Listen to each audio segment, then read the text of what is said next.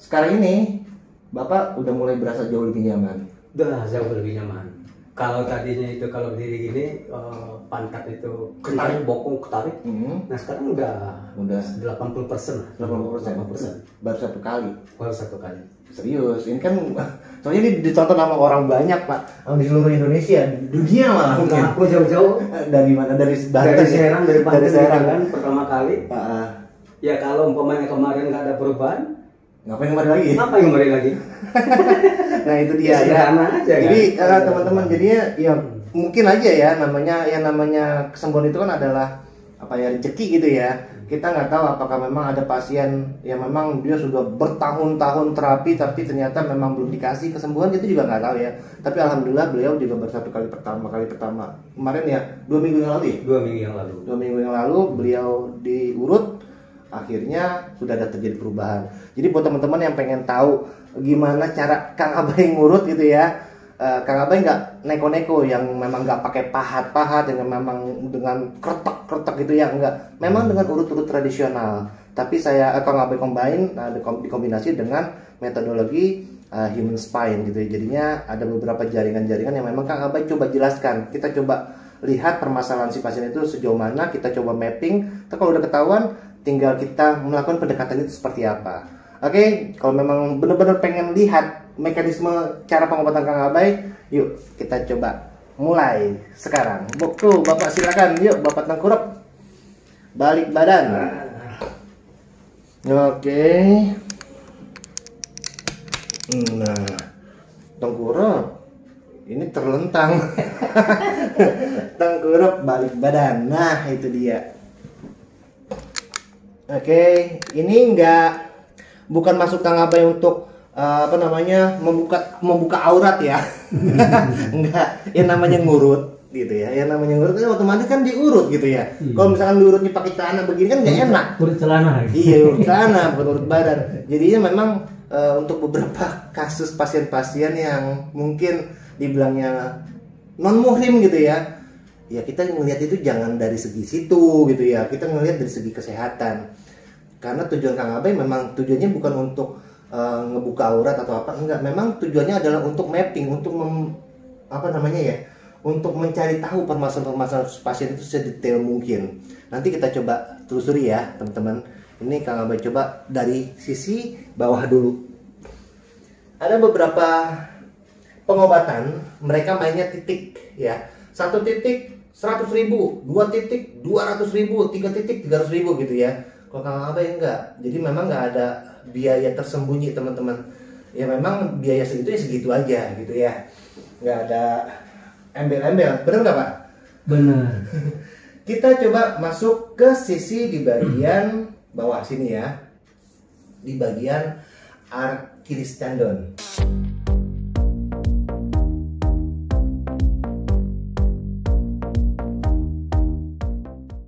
Kita coba lihat di bagian Achilles tendon ini, di sekitar sini. Ini Achilles tendon. Nah, efek yang kemungkinan timbul ini kencang Pak. Tuh. Nih. Biasanya agak kencang di sini nih. Iya. Ini juga kencang. Jadi teman-teman, kalau memang kondisinya dia bermasalah di sini, itu efeknya bisa bikin kita sering kesemutan, ya. Di bagian Achilles tendon ini posisinya dia ada di bawah kulit. Tapi kalau seandainya masuk lebih ke dalam lagi, ada jaringan namanya jaringan syaraf, ya. Nama syaraf itu namanya syaraf tibia. Ini kita coba lihat. Masuk ke sisi di bagian gastrocnemius atau jaringan otot-otot betis. Ini kita coba periksa dan ini ada spasme otot. Ya. Tuh di situ. Nah. Nih. Celuk. Ah, itu dia. Otot-otot betis itu yang kita tahu ya, ini yang namanya otot betis. Ya, ini tungkai kaki ya. Tapi setiap bagian itu ada nama ilmiahnya gitu. Nah, disinilah Kang Abai coba untuk berbagi ya. Ibaratnya orang itu kan selain pengen sehat, pengen sembuh gitu ya, mereka pengen tahu penyakit mereka itu di mana sih bagiannya gitu ya. Kadang-kadang kita nih sakit nih, bagian yang kita rasakan sakit itu nggak ketemu loh teman-teman. ya. Coba deh, ada beberapa kasus pasien-pasien Kang Abai sakitnya di bokong, tapi pas lagi dipegang di bokongnya itu nggak ketemu, gitu. Atau mungkin mereka punya keluhan diri lama nggak kuat, jalan lama nggak kuat, mereka nggak tahu permasalahan sumber utamanya di mana. Pas lagi datang ke dokter atau kemana gitu ya, dibilangnya saraf kejepit, ujung-ujungnya tulang belakang lah yang disalahin gitu ya. Kalau memang tanpa tindakan operasi masih aman ya, misalkan cuma disuruh minum obat atau fisioterapi. Tapi ingat teman-teman, zaman sekarang itu zaman dunia tipu-tipu ya. Kita nggak sakit di bagian tulang belakang, ternyata harus diambil tindakan operasi di bagian tulang belakang. Hati-hati situ. Kang Abai sih nggak mau ngomporin gitu ya, tapi memang kenyataannya seperti itu. Buat kalian yang memang punya permasalahan dengan sakit, kemudian kalian berobat dan ujung-ujungnya kalian harus diambil tindakan operasi, Kang Abai saranin cari second opinion ya. Kalau bisa 10 opinion, 10 opini, pendapat. Kalau memang semuanya mengarah ke syaraf kejepit di bagian tulang belakang, ya mau nggak mau memang harus diambil tindakan gitu ya. Kayak tadi pasien Kang Abai, Pak Lumtor gitu ya, yang barusan di bagian L2, L3 bantalnya pecah Pak. Sudah 8 tahun, tapi beliau dari Kebayoran kemari masih bisa jalan Pak. Ya. Bantalnya pecah karena memang dari hasil MRI memang sudah dikatakan pecah. Memang saya pas lagi saya lihat itu memang sudah pecah, dan itu memang harus diambil tindakan operasi. Tapi sakit yang dia rasakan saat ini bukan dari sana. Gitu ya. Jadi teman-teman ingat, memang kalau memang ada permasalahan di bagian area lumbar gitu ya, belum tentu dia bisa menekan ke jaringan syaraf gitu. Tapi bisa jadi permasalahan-permasalahan yang kalian rasakan sakit itu bisa berasal dari permasalahan yang lain, bisa dari jaringan otot, bisa dari jaringan sendi gitu ya. Jangan ujung-ujungnya tulang belakang mulu yang disalahin. Kata si tulang belakang, gue lagi gitu ya. Gitu. Nih kita lihat, Pak Warnem bilang, nih pasien Kang Abai bilang tadi 80% sudah berasa ya, sudah mulai nyaman gitu ya. Tapi pas lagi Kang Abai lihat, nih di sini nih, di bagian sisi tuh, nih, di sini di bagian bicep femoris tuh, nih di sini, teman-teman nggak lihat reaksinya. Kita fokus ke mukanya beliau, biar kelihatan rasa sakitnya seperti apa. Ini bukan bukan settingan ya, bukan buat tetangga Powerman yang melihat kondisi beliau gitu ya, komen deh ya. Kalau memang ini nggak mungkin lah dari Serang Banten nih Pak ya. Iya.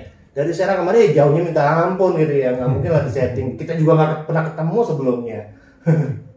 Nih di sini di bagian bicep femoris, tuh lihat tuh tampang itu jelek banget.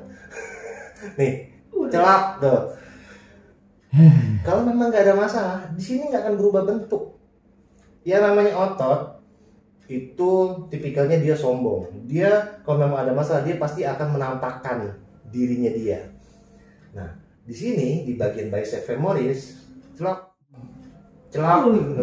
di sini ini bermasalah. Tapi permasalahan itu kan ada tingkatannya, mulai dari tegang ya, terjadi pembengkakan, terjadi peradangan, sampai akhirnya si otot-otot itu memendek, mengeras gitu ya. Itu yang kita coba telusuri permasalahan-permasalahan si pasien. Tadi bicep femoris, kita masuk ke bagian semi tendinosus. Mungkin teman-teman nggak begitu kelihatan ya, karena posisi Kang Abai kan ngesutnya itu dari samping. Kalau memang dari atas, nanti Kang Abai coba ilustrasikan melalui animasi ya, biar teman-teman tahu letak di bagian semi tendinosus itu seperti apa gitu ya, bentuknya otot itu kayak gimana, kita ketahuan. Nih di sini. Oke, di bagian semi tendinosus dia juga terjadi spasm. Spasm itu spasme, istilahnya dibilang itu terjadi ketegangan atau terjadi tension gitu ya. Jadi buat teman-teman yang punya permasalahan di bagian sisi paha belakang, bukan berarti permasalahannya itu bisa karena tulang belakang ya. Bisa jadi hanya sebatas otot lokal. Ya dibilangnya itu cedera hamstring. Kok dibilang cedera hamstring? Karena ketiga otot yang tadi Kang Abai bilang, ada biceps femoris, ada semitendon, ada semimembran. Ketiga otot itu dikelompokkan. Nah, dikelompokkan namanya hamstring. Salah satu bermasalah dibilangnya cedera hamstring gitu. Ini permasalahan pasien Kang Abai saat ini. Dan permasalahan pasien kan setiap orang tuh beda-beda ya. Kenapa bisa seperti ini? Ya, aktivitas orang itu bisa bermacam-macam. Tapi intinya aktivitas yang bisa menyebabkan cedera itu adalah aktivitas yang berlebihan. Itu aja. Kita coba masuk ke bagian sisi paha samping. Nih, kalau tadi hamstring itu ada tiga otot. Nah, sedangkan di paha samping ini dinamakan namanya quad tricep. Ada 4 otot ya. 2 otot sini yang di bagian samping. Kalau coba turunin. Oke, ini di bagian paha samping sini permasalahannya. Ini ada 2 otot sini nih di bagian vastus lateralis sama iliac tibial band. Tuh. Ini baru 2 otot teman-teman ya. 1 otot lagi di bagian depan namanya rectus femoris. Yang satu lagi sisi dalam sini namanya vastus medialis. Dari keempat otot itu dibilangnya quad tricep ya. Tricep itu bukan cuma di bagian lengan ya, tapi di bagian kaki juga ada gitu. Namanya quad 4. Kalau itu tiga otot, ada long head gitu ya, ada tendon, sama di bagian lateral head itu 3 otot situ. Kalau ini 4, tuh di sini. Ini vastus lateralis dan iliac tibial band. Kalau kalian jalan lama nggak kuat, diri lama nggak kuat, permasalahannya coba cek di sini. Buat teman-teman terapi, ya terapis gitu ya, yang memang prakteknya itu sama kayak Kang Abai ngurutin gitu ya. Coba pelajari di bagian sisi paha samping. Simple ya. Kita bisa belajar dari pengalaman-pengalaman orang lain. Zaman sekarang itu gampang teman-teman. Internet itu di mana-mana gitu ya. Orang yang memberikan atau nge-share ilmu itu banyak. Jadi kita untuk belajar pun juga nggak perlu kursus kesana kemari. Ya bagusnya sih memang harus ada mentor gitu ya. Tapi ini Kang Abai coba secara detail, Kang Abai kasih lihat permasalahan si pasien seperti apa, biar teman-teman bisa paham. Tuh di sini. Tapi ini kalau untuk pasien Kang Abai saat ini aman, masih nggak terlalu bermasalah. Ya. Oke, kita masuk ke bagian sisi kanan. Di bagian sisi kanan, apakah permasalahannya hampir sama atau enggak? Kita coba telusuri juga. Kalau kemarin lebih parahnya yang kanan kemarin. Oh gitu? Iya. Ntar kita lihat di sini.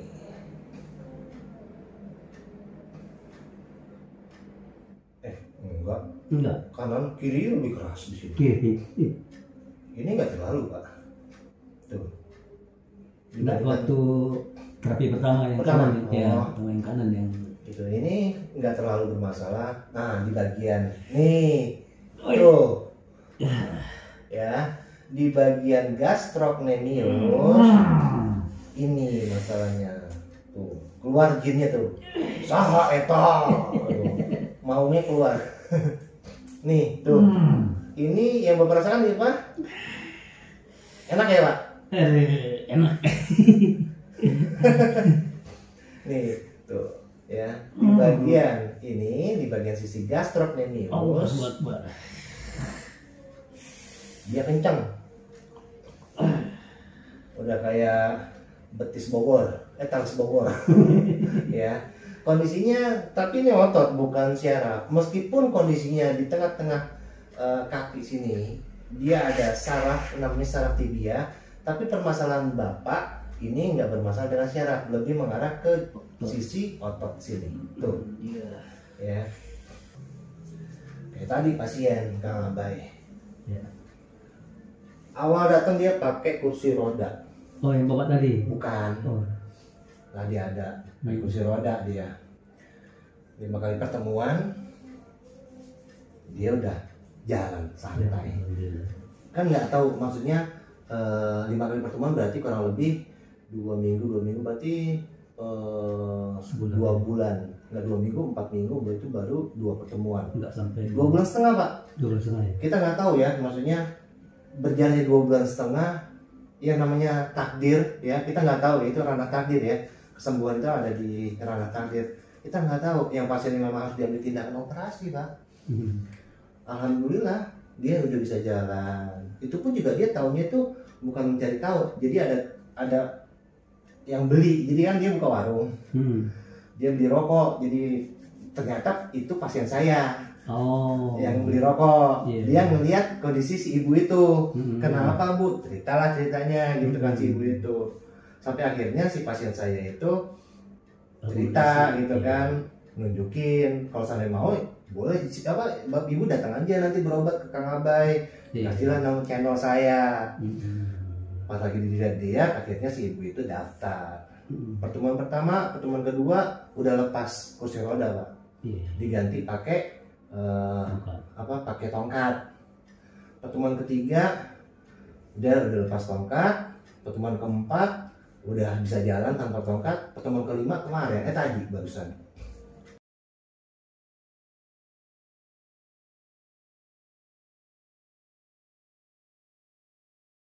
Dokternya minggu depan ngajakin operasi.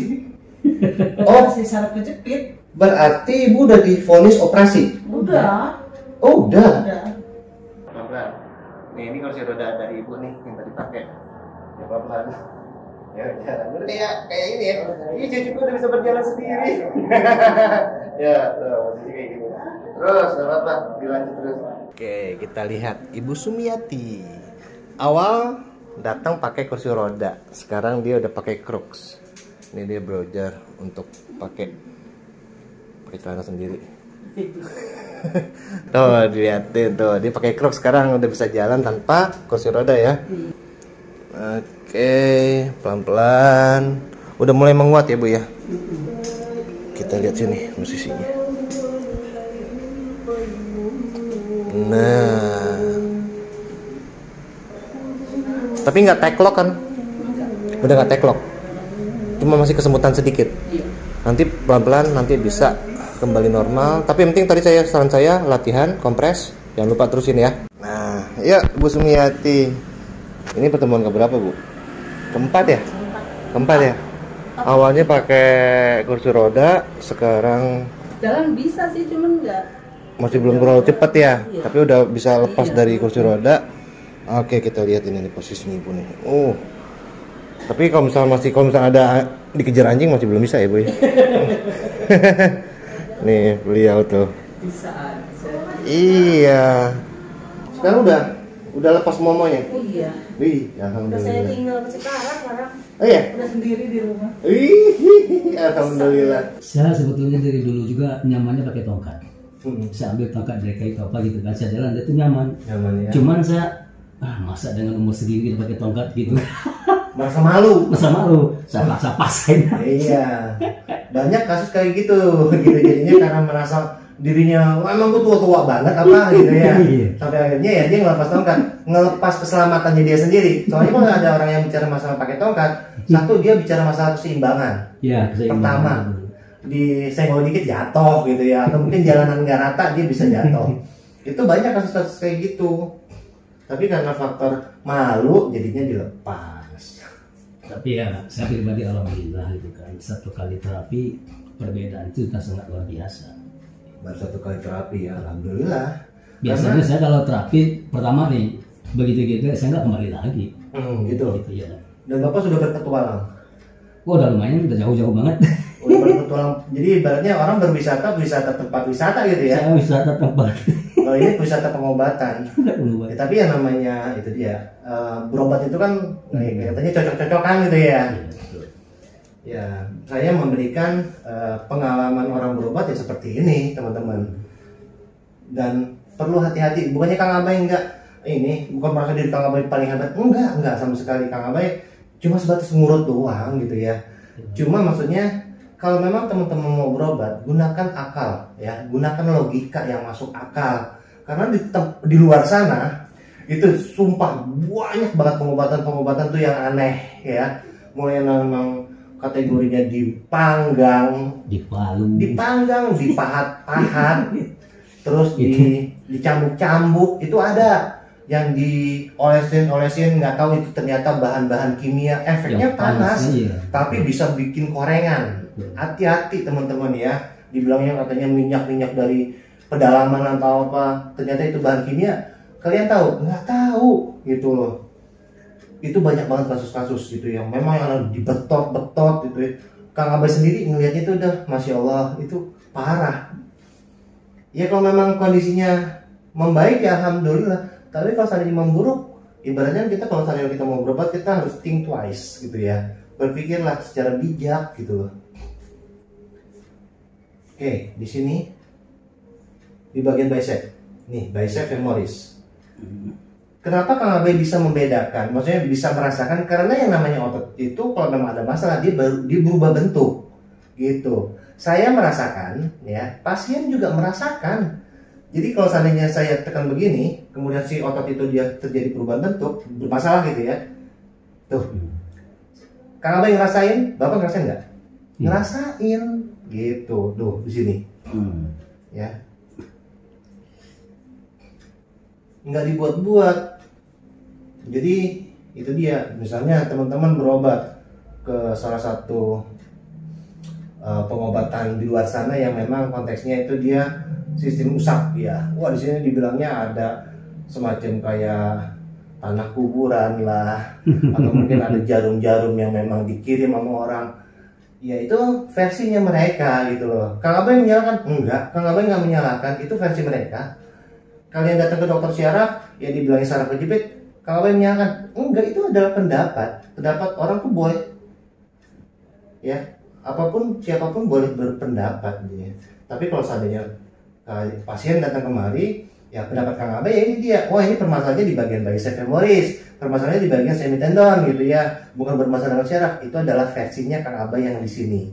Nah, dari sekian banyaknya pendapat, itu adalah pilihan buat pasien-pasien Kang Abai. Mungkin pasien Kang Abai itu dia pernah berobat di tempat si A, oh dibilang saraf kejepit, dibilang berobat di tempat si B, dibilangnya kesambet sama pohon beringin gitu misalkan. Kalau berobat Kang Abai, oh ini masalahnya cuma si otot ini Pak gitu loh. Jadinya pendapat itu sah-sah aja ya. Jadi buat teman-teman yang mungkin punya pendapatnya berbeda, monggo wae silakan. Oke, masuk ke bagian sisi gracilis.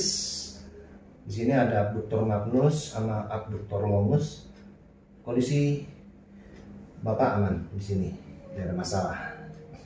Ingat teman-teman, di sini masalah ya di bagian sisi paha dalam gitu ya.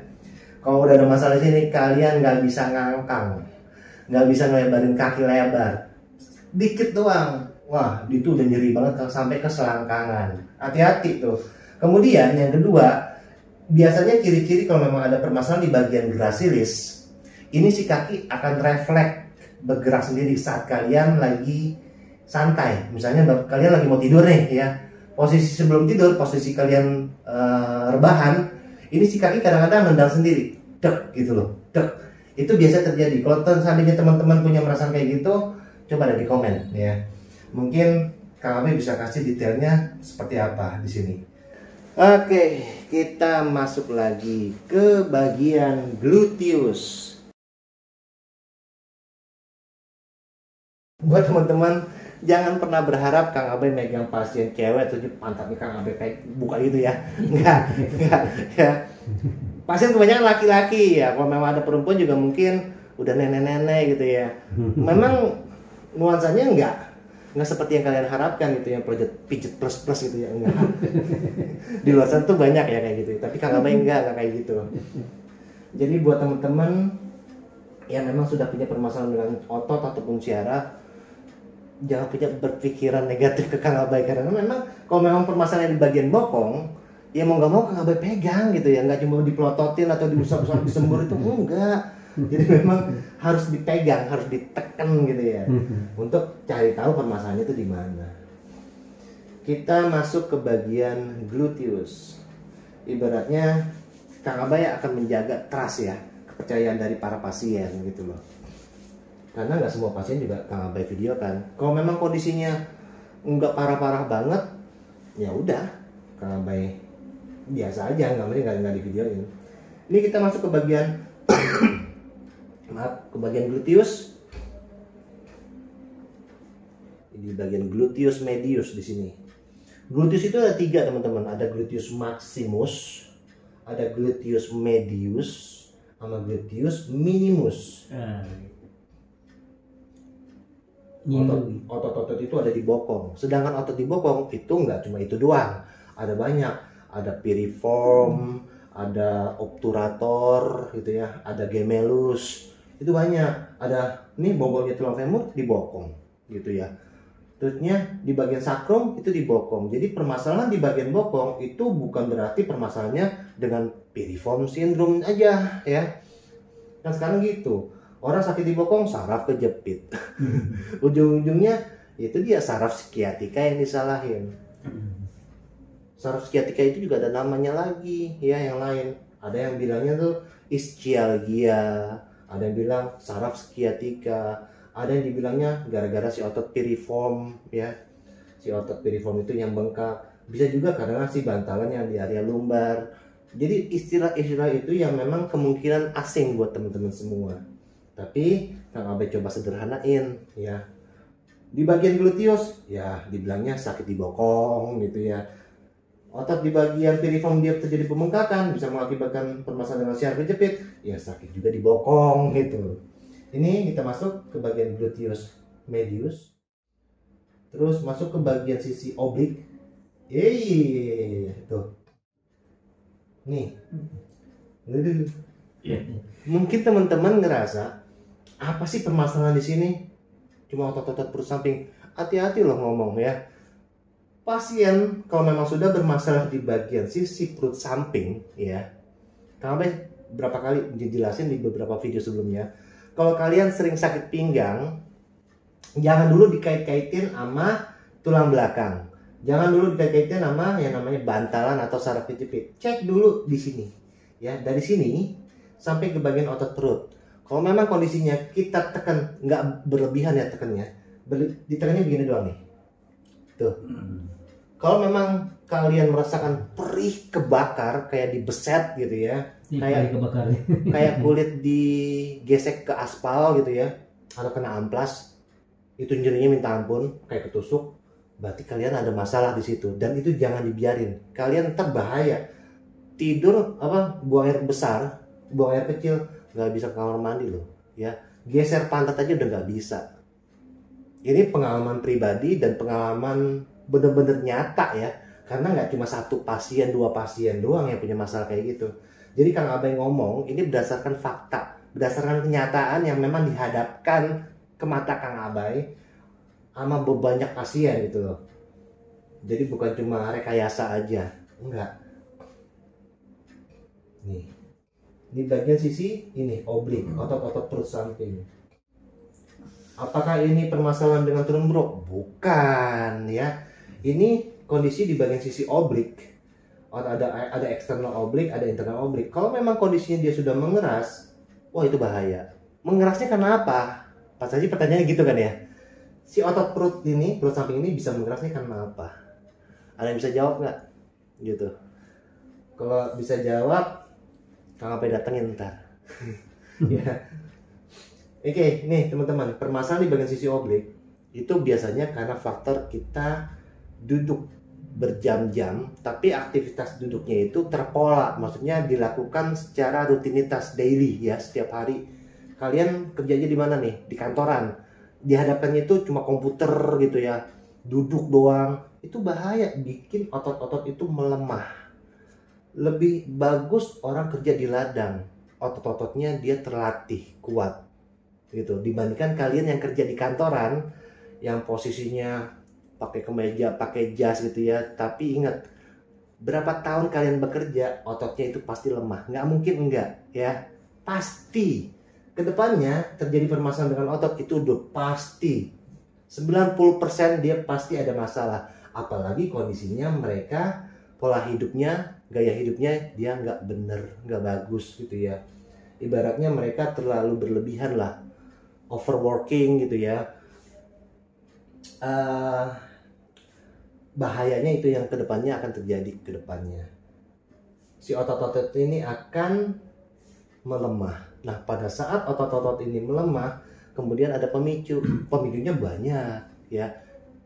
Keseharian kita pernah nggak kita yang namanya ngangkat, kita ngegeser, kita ngedorong, itu udah pasti nggak pernah bisa terelakkan. Apalagi kalau kondisinya si otot-otot ini udah lemah, kemudian kita menggunakan otot ini untuk membuat si otot ini menahan beban, kena udah. Hasilnya sakit. Apakah bisa rilis sendiri? Belum tentu ya.